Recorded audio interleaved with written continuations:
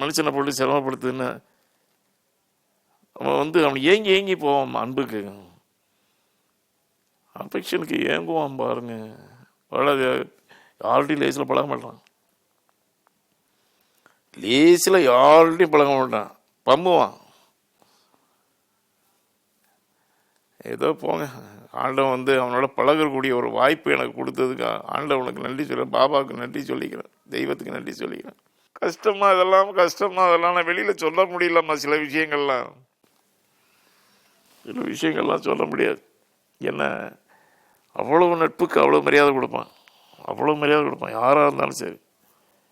எனக்கு மட்டும் இல்லை, யாராக இருந்தாலும் கஷ்டம்னு வந்துட்டா இந்த பிள்ளைங்கள்லாம், இந்த பிரபாகரன், சமூகலாம் சின்ன பிள்ளைங்க அப்போ உள்ளே இருந்து வந்தான், குழந்த மாதிரி வந்தான். உட்கார்ந்தாலும் இப்படி இருந்தாம்மா, ஒன்றுமே முடியல, ஒன்றுமே இல்லை. அவனை ஏண்டா பார்த்து நான் யோசிச்சு, யாருக்கும் இப்படி வரக்கூடாது, நான் யாருக்கும் வரக்கூடாதுன்னா அப்போ அவன் பிள்ளைங்களுக்கு எப்படி இருக்கும், அவன் ஒய்ஃபுக்கு எப்படி இருக்கும்?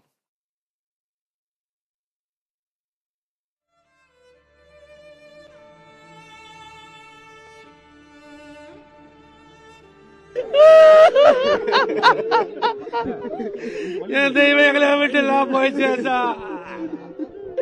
இனிமேல் நாங்க யாரும் பார்க்க போறோம்? இந்த கடவுளுக்கு கருணையே இல்லையா? நல்ல மனுஷனை எப்படி கூட்டிட்டு போயிடுச்சு சார்.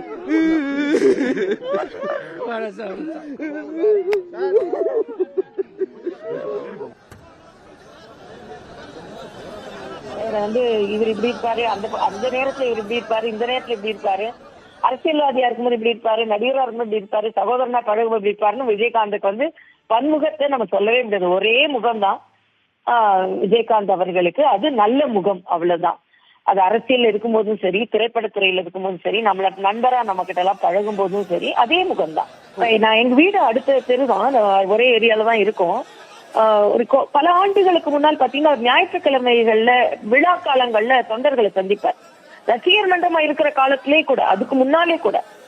அப்போ அங்க தொண்டர்கள் குவிஞ்சிருவாங்க அந்த சாலி கிராமத்துல.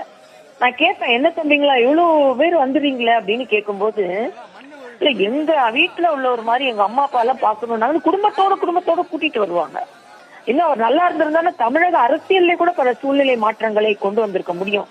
அந்த அளவிற்கு, ஏன்னா பெரிய திராவிட கட்சிகள் இல்லாம தனிப்பட்ட முறையில எதிர்கட்சியா வர அளவுக்கு ஒரு உழைப்பையும் ஒரு திறமையும் போட்டவர்ன்றதுல வருத்தமான ஒரு விஷயமா இருக்குது எனக்கு.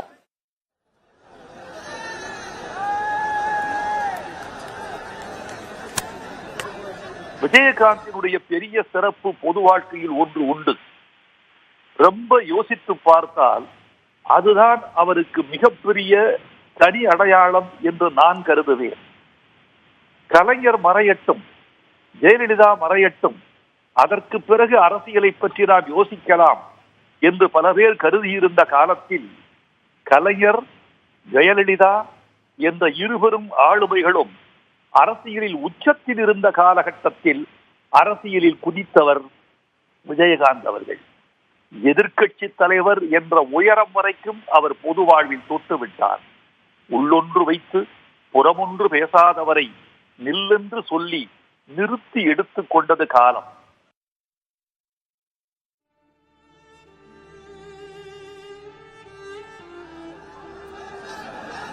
உலகத்தில் பிறந்த மனித பிறவியிலேயே சிறந்த மனிதர்னு கேட்டால் அது எங்களுடைய கேப்டன் விஜயகாந்த். அவரை இழந்திருக்கிறோம். சமுதாயத்துக்கு மிகப்பெரிய இழப்பு. இது ஒரு தனி மனித இழப்பே இல்லை, ஒரு கட்சிக்கோ சினிமாவுக்கோ இல்லை, இது ஒரு சமுதாயத்தோட இழப்பு.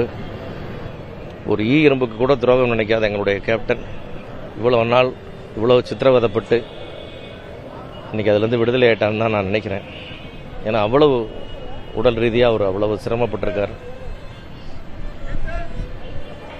தமிழ் சினிமாவில் இந்த மாதிரி ஒரு நடிகரை, ஒரு தயாரிப்பாளரை, ஒரு நடிகர் சங்க தலைவரை யாருமே பார்க்க முடியாது. அது